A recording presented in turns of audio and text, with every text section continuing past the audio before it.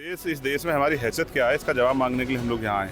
और जब भी पार्लियामेंट चलेगा हम अपने लोगों के हितों के लिए बोलेंगे। और जिस लोकसभा से मैं चुन के आया वो इंटीरियर है सारा। आप विश्वास करोगे कि खाने के लिए रोटी नहीं है, पहनने के लिए कपड़ा नहीं है, सर ढकने के लिए छत नहीं है, मेहनत मजदूरी करना पड़ता है, भट्टों में जाना पड़ता है, कोल्लू में जाना पड़ता है, जातिगत जनगणना और तमाम इशू हैं। अभी आप देखना पार्लियामेंट चलेगा तो मजा आएगा सब लोग। इस वक्त हमारे साथ हैं चंद्रशेखर जी, जो आज़ाद समाज पार्टी के राष्ट्रीय अध्यक्ष और नगीना से सांसद हैं। अपने साथियों के साथ वो इस वक्त संसद के अंदर मौजूद हैं। चंद्रशेखर जी, आज आपने शपथ ली है संसद सदस्य के तौर पर, क्या प्रण लिया? देखिए, मैंने पढ़ लिया है कि बहुजन महापुरुषों का सपना अधूरा है। इस देश में अभी भी समता, समानता, बंधुत्व, भाईचारा नहीं आया है। जाति धर्म के नाम पर अन्य अत्याचार होता है। अभी भी रोटी कपड़ा मकान की व्यवस्था सब लोगों के लिए नहीं हुई। आज भी हमारे लोग सड़कों पे सोते हैं, भूखे सोते हैं, बिना छत के सोते हैं, कोई पूछने वाला नहीं।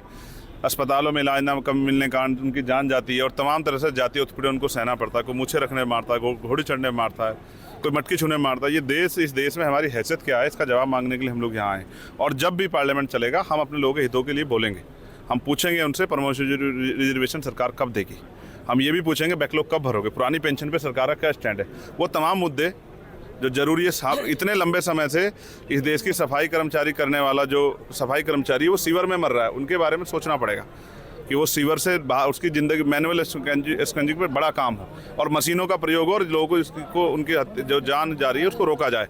तमाम तरह ठेकेदारी है, संविदा है, जिस तरह से जो है बैकलॉग नहीं भरा जा रहा है, सब पे सवाल पूछेंगे। और हम इसलिए हैं कि लोगों की ज़िंदगी में खुशहाली ला सकें, उनके आंसू पूछ सकें।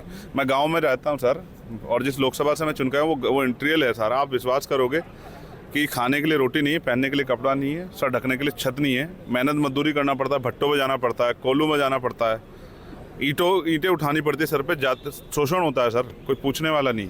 तो हमें यहाँ लड़ाई लड़नी है अपने लोगों के हकों की, और हमारा किसी से कोई बैर नहीं है। हम अपने हकों की लड़ाई लड़ने के लिए आए, और अगर सरकार हमारे अधिकारों को नहीं देगी हमारे लोगों के, तो हम उनका अपना विरोध दर्ज कराएंगे और सड़कों पर भी दर्ज कराएंगे पार्लियामेंट में। आपको लगता है कि जिन हकों की बात आप कर रहे हैं वो बात मायावती नहीं उठा पाई और आकाश आनंद जो पहले उठा रहे थे उनको फिर उनसे जिम्मेदारी ले ली गई, उनको दोबारा से रीइंस्टेट किया गया, उनको दोबारा से नेशनल पॉलिटिक्स में लाया गया मायावती के द्वारा? आपको लगता है कि आपकी जीत का ही असर है?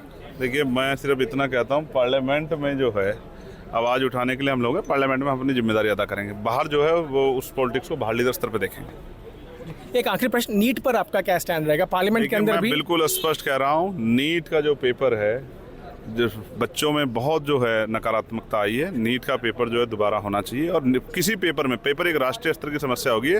पेपर में जो लीक है पेपर का और घोटाले हो रहे हैं, उसको बंद करना चाहिए। जातिगत जनगणना और तमाम इशू हैं। अभी आप देखना पार्लियामेंट चलेगा तो मजा आएगा सब लोग।